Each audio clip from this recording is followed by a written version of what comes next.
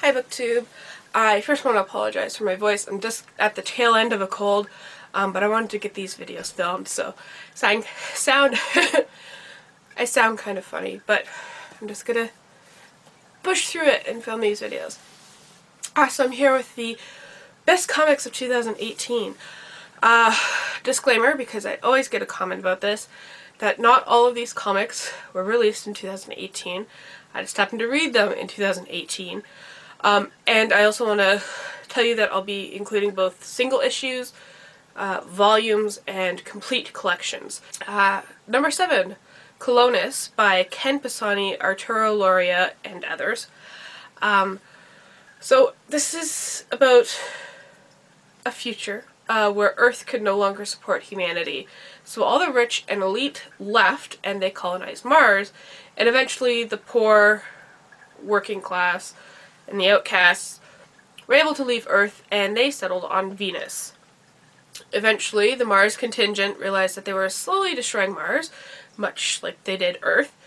Not just environmentally, but politically and socially as well. You know, women are oppressed, the economy is held up by slavery, and they have set their eyes on taking over Venus and taking resources from there. This is a great action comic, and I think this would make an amazing movie. The politics and the suspense in it were great. You kept thinking, like, what's gonna happen next? What's gonna happen next? So yeah, it was a really good story. Then I read Breathless by Pat Shand and Renzo Rodriguez and others. And I read the full run of this. It's about a cryptozoologist and her assistant who work for a pharmaceutical company that studies monsters for medical discoveries. The colors in this are kind of what drew me to it in the first place. So they're very bright, colorful. They don't shy away from using the bright neon green for like gross things happening. And the creatures are pretty cool as well.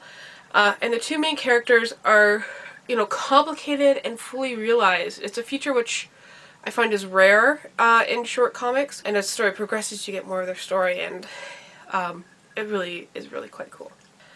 Next is Superman, American Alien by Max Landis, Jock, and others. I am not a big Superman fan at all, but this anthology is really good because what it does is it humanizes Clark Kent. We follow Clark Kent as he grows up and kind of discovers his powers. So we start off as a young kid discovering that he can fly, working on how to control that, you know, him going to college, him finding a job, and the art, even though each story is done by a different artist, was always kind of very similar. So it kind of like flowed really well. The colors were always bright and colorful. You'll notice that's a thing I really like in my comics. Yeah.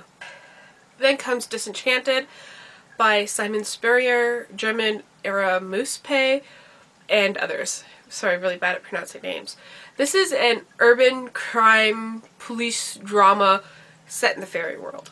It felt like reading an episode of like Criminal Minds, but some of the characters happen to fly and some of them are green. It explored each faction of the city through a different family member, so we follow kind of one family, but each family member is involved in different things. So one family member is a cop, one is getting involved in gangs, another one is involved in going through the rituals of being a fairy. Yeah, and it explores all the problems of, you know, big inner city life, from racism, drug abuse, gangs, and it goes down to family dynamics and passing on traditions. I flew through this, even though it was like, I think it was like 400 pages altogether, because I had to know what was happening, and the art was a perfect fit for the story. It had all that grit and dirtiness in the art, but also kind of fantastic colors at the same time because it's fairies, but it's also blood and guts and police stuff going on, so it was really, really well done. So, top 3, It's a Bird by Stephen T. Siegel, Teddy Christensen, and others.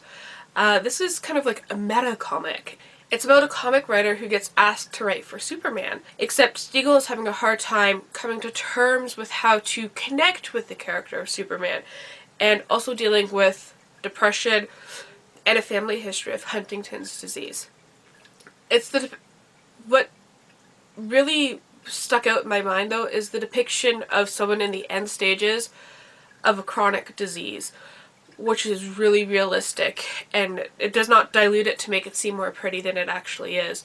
When I looked at that, I recalled working as a nurse and seeing people at that end stage, and I'm like, that's what they look like. And I really appreciate the exploration of health issues in a real way, and also the meta conversations about Superman and how we can try and make him more human and relate to him.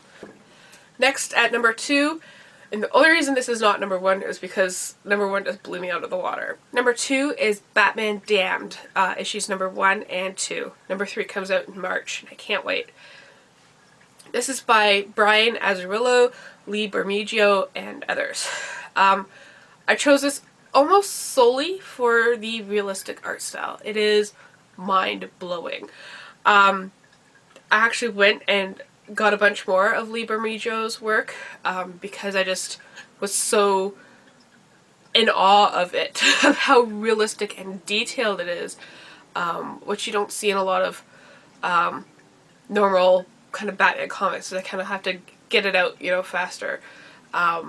So this is amazing. The story is about Batman after he may or may not have killed the Joker. That's what the story's about. And it also features Constantine, one of my favorite characters. And number 1, this is not only my favorite graphic novel of the year, but also my favorite book of the year. Like, this is the top thing that I read in 2018. And that is The Complete Moonshadow by J.M. DeMatteis and John J. Muth and others.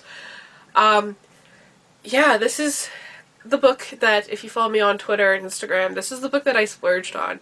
It's currently out of print, and the cheapest place to order it from was France, and it was $72, and I really was just like hesitant to spend that amount of money on a book, but I thought about it and I said, I need a physical copy of this because it is just amazing.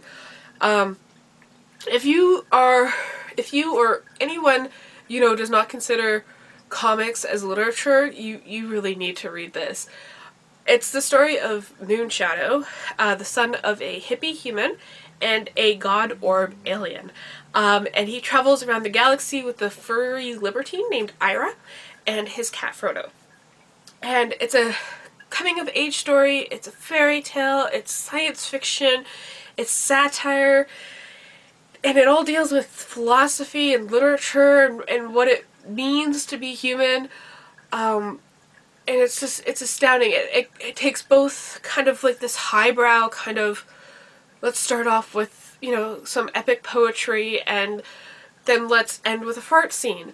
Like, it has everything, and it is so beautiful. The art is a great example of how the art in comics contributes to the story being told. It is the first comic to ever use watercolor in its style. So the galaxy scenes are amazing. Galaxy in watercolor is just so beautiful, and the way the characters are almost kind of transparent at times, so you can kind of like see through them. Oh my god, it's just, I can't stop talking about this. I have to stop myself because I will ramble on and on about how amazing Moonshadow is.